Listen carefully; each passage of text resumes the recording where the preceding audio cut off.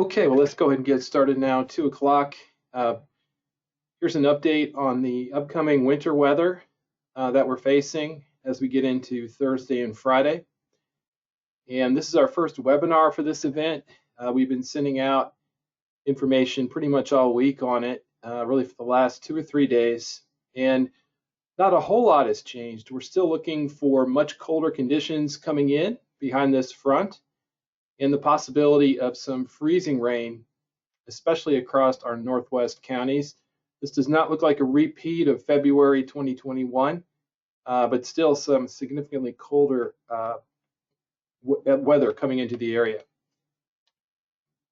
So the key messages here, we've got a strong cold front crossing southeast Texas early Thursday.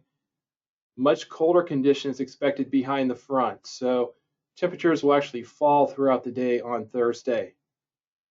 A period of freezing rain and icing will be possible on Thursday, mainly near and north of a Brenham to Huntsville to Trinity line. And you could see some icy conditions, especially on bridges and overpasses in those areas. Right now, looking at ice amounts generally less than 1/10 of an inch, although there is some uncertainty in that amount. The low temperatures and winds behind the front will drop dramatically. Wind chills will fall back into the teens mostly late Thursday and Thursday night, even close to 10 degrees up in our northwest counties. And those very cold conditions will continue into Friday night. One thing to consider, there may be some icy patches, possibly from freezing of water on bridges and overpasses, even outside where we get the freezing rain falling. And again, it should not be a repeat of the record-breaking event we had in February 2021, which was much colder than this, with more snow and ice. Here's a look at the winter storm watches, and you can see in the blue there all the parts of Texas that are under a winter storm watch. Of course, that extends up into Oklahoma, and nationally, there's many states impacted by this storm. But you can see where the heaviest snow and the more significant icing is expected to be across north and central Texas on toward the west. Here in southeast Texas, we're bordering right up on that watch area. We don't have anything issued for our counties yet. You may see an advisory or some sort of winter headline as we go forward, but nothing yet. Here's a look at the forecast for icing. This is basically freezing rain building up on surfaces. And what you're looking at here regionally, again, is that North Texas up into Oklahoma bullseye of the most freezing rain. And then this area in yellow is between 1/100th and 1/10 of an inch of ice. And that does get into some of our counties, like Houston County, Burleson, over to Austin and Washington counties, and Madison, all catching a little bit of that icing. And we can zoom in on that a little bit more. This is a new product that we're rolling out, a graphical hazardous weather outlook. And this is the ice accumulation part of that. And you can see the counties that we're most concerned about for some icing. Notice here it's a limited risk, a little bit of elevated in Burleson County. But of course, it doesn't take much icing to cause problems. So, but as of now, these are the areas that we're most concerned about. Might this shift a little bit, either east or west? Absolutely could, but this is the best forecast for the moment. Looking at the temperatures, the coldest nights are going to be Thursday night and Friday night. And so what I'm showing here are, for the state of Texas, the low temperatures. And you can see it's awfully cold across really the entire state. Single digits across North Texas, even below 0 up in the Panhandle.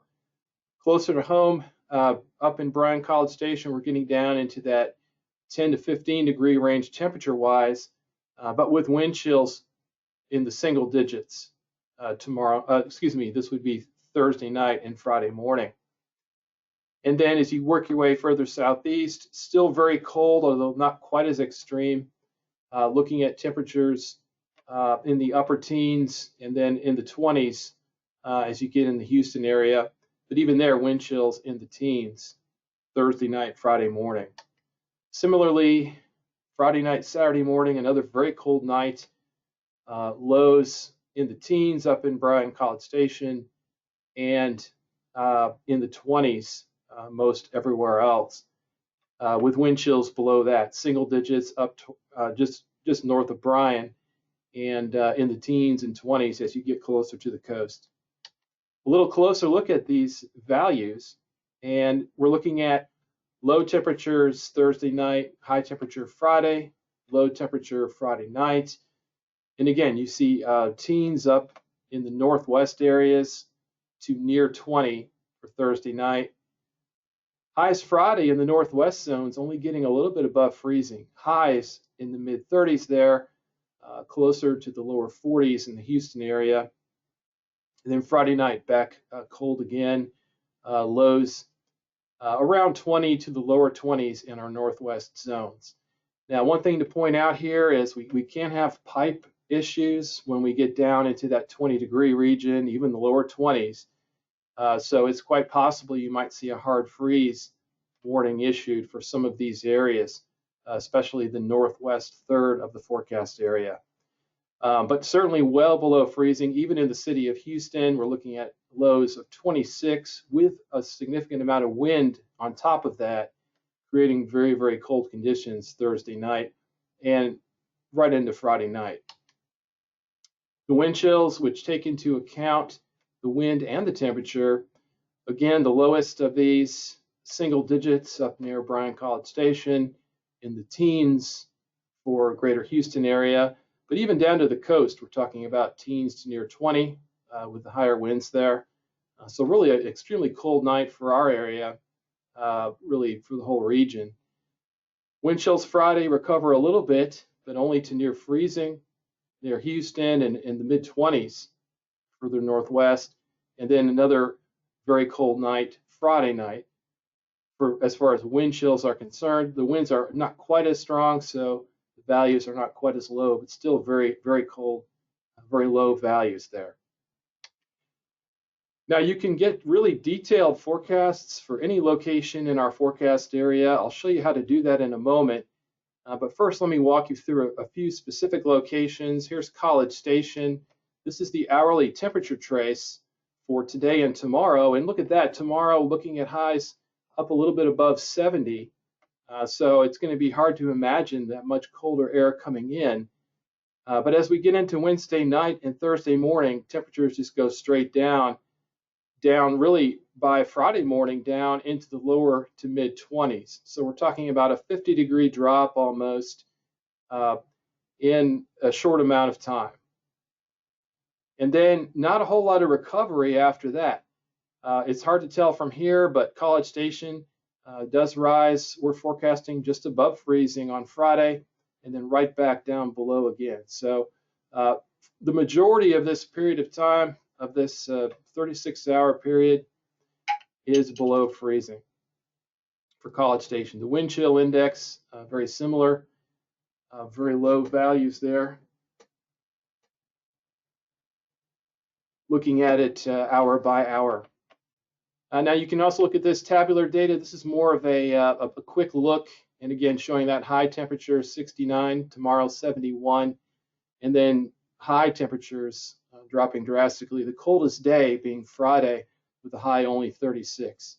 So that's basically the type of information you can get at this link, and this is an active link. So when I send out the slides, you can click on this and bookmark it and get that information always with the latest.